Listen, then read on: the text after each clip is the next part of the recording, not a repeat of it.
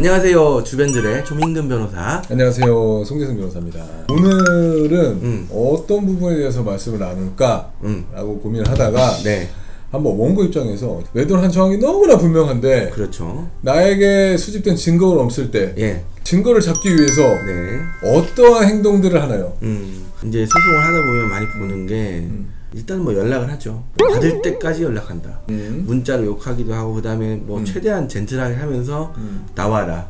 만나자. 이렇게 하는 경우도 많고 수십 차례에 걸쳐서 전화 통화하는 거 이거 법률적으로 문제가 있는 행동일까요? 당연히 문제가 있는 게 정보통신망 이용 촉진 및 정보 보호 등에 관한 법률에 벌칙 규정이 있는데 그게 이제 소위 말하는 이제 불안감 조성. 상대방이 원하지 않는데 뭐 전화라든가 음향이라든가 내지는 문자라든가 이런 것들을 반복적으로 또는 야간에 전송하는 행위들을 처벌하는 규정이 있어요. 실제로 그 규정으로 처벌되는 경우가 사실 되게 많아요. 만약에 거기 안에 협박적인 내용이 들어가 있다면 당연히 협박이 될 수도 있고 내지는 더 나아가서 너 이렇게 해라 라고 의무 없는 일을 강요한다. 예를 들어서 너 퇴사해. 너 지금 내 남편이랑 같은 회사에 더 이상 있는 꼴을 못 보겠어. 퇴사하지 않으면은 너 회사에 다 퍼뜨릴 거야. 이런 수위가 된다고 한다면 사실 강요죄가 되죠. 헌법상 강요죄가 될 수 있죠. 너 얼마 갖고 와. 막 욕하면서 그렇게 하면 사실 공갈까지 될 수 있기 때문에 실제로 상간자 피고가 이런 식으로 고소를 하는 경우가 많아요. 그래서 이런 경우에는 소위 이제 거의 개싸움으로 가게 되는 건데. 개싸움은 뭐야? 막장 드라마를 찍게 되죠. 원고 입장에서는 아무리 화가 난다 하더라도 이런 행동을 하는 건 좀 자제해야 될 필요가 있고 맞아요. 피고 입장에서는 이러한 행동을 본인이 당했을 때에는 적절하게 이제 대응을 해야 된다. 그 적절한 대응이 뭐 법률적으로 뭐 형사 고소를 한다거나 이런 식의 방법이 될 수는 있는데 피고 입장에서는 아무리 본인이 잘못했다고 하더라도 누군가가 나를 상대로 형사 범죄를 저지르고 있는데 그걸 수인해야 될 의무는 없으니까요. 그럼요. 일단 피고 입장에서 제일 좋은 방법은 그런 연락이 왔을 때 무시하는 게 일단 좋아요. 그럼 이제 전화 통화하고 막 욕하고 막 이럴 수 있는데 그거를 통해 가지고 증거를 어떤 식으로 확보하려고 노력했는데 묵묵부답이야. 묵비권이야. 그러면 증거 수집할 수가 없잖아. 그 다음 단계는 이제 집으로 찾아간다거나 회사에 찾아가는 거야. 이런 경우에 보통 어떤 상황들이 벌어지죠? 회사에 찾아가서 막 이제 명예훼손적인 발언 이런 것들을 할 수도 있죠. 예를 들어서 화가 나니까 얘가 내 남자랑 바람피네다 이런 얘기부터 시작을 해가지고 그 다음에 때리기도 해요. 그 다음에 업무방해까지 이르기도 하죠. 또 집을 찾아간다고 했을 때는 주거 침입이 될 수가 있죠. 어디까지나 사실은 이제 상간자를 상대로 손해배상 청구하는 건 민사적인 문제고 그 이후에 뭐 찾아가서 협박을 한다거나 이런 것들은 형사 범죄가 될 수 있는 부분이기 때문에 오히려 더 큰 문제가 발생될 수 있거든요.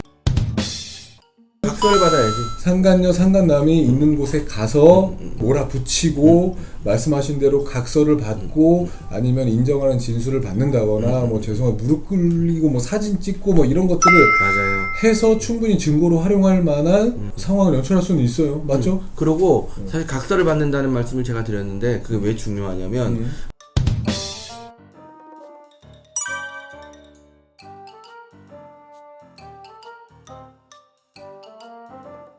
그냥 각서 같은 게 없을 때 상간자를 상대로 손해배상을 청구할 때는 쉽게 말하면 감액의 여지가 되게 커요.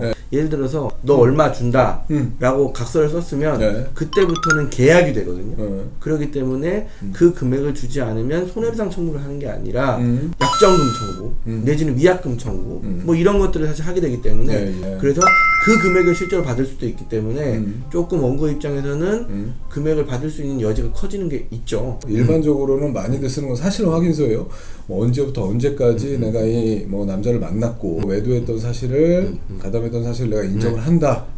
라고 하는 뭐 사실 확인서 이런 걸 많이 받는 것 같아요. 원래는 그랬었는데 그 단순 불법행위보다는 아무래도 약정금 청구가 조금 더 효과가 있기 때문에 요즘에는 실제 금액이 들어간 각서 같은 내용들이 사실 기존보다는 훨씬 더 많이 나오고 있는 추세거든요. 실제로 제가 이제 피고 대리 한 사건이었는데 두 사람이 이제 성관계를 나눈 건 맞는데 원고가 피고한테 너 퇴사해서 퇴사 증명서 보여줘 찾아가서 때리기도 하고 분풀이를 한 거죠. 그렇죠. 그랬더니 정말 깜짝 놀랐어 저는. 판결문이 나왔는데. 판결문이 나왔는데 얼마나 청구했었어요? 원래 원고가 3천만 원. 3천만 원 정도 청구했었는데 300만 원. 외도의 정황은 확실한데도 불구하고 안 나왔는데 300만 원 나와가지고. 근데 이게 웃긴 게 뭐냐면 소송 비용을 또 원고가 대부분 졌잖아요.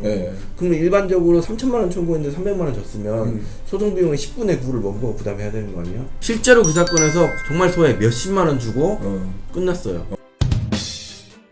간혹 가다가 정말 유명한 이혼이나 상간과 관련된 인터넷 카페에서 원고를 자극하면서 증거를 수집하기 위해서 이런 불법적인 행동들도 해도 된다 라는 취지로 써놓은 글을 보시고 잘못된 행동을 하시는 분들이 정말 많은데 절대 글에서는 안 된다라고 말씀드릴 수 있을 것 같아요. 저희가 말씀드리는 부분은 분명히 증거를 수집하기 위해서 적절한 수위의 행동을 해도 되지만은 이게 범죄로 넘어가는 행동을 했을 때에는 본인이 형사처벌 받을 뿐만 아니라 차후의 손해배상 금액에 있어서도 소송 비용과 상계 처리하면 똔똔이가 돼서 받을 게 없는 상황이 도래할 수도 있기 때문에 정말 각별히 조심하는 게 필요할 것 같아요. 원고 입장에서는. 피고 입장에서는 본인이 아무리 잘못했다고 하더라도 그런 상황이 도래한다고 했을 때에는 정말 적절히 잘 대응을 하시고 처음에는 잘 피하시고 피해도 도저히 안 된다고 했을 때에는 적절한 법률적인 조치를 강구해야 된다. 맞습니다. 말씀드릴 수 있을 것 같아요. 구독과 좋아요 눌러주세요.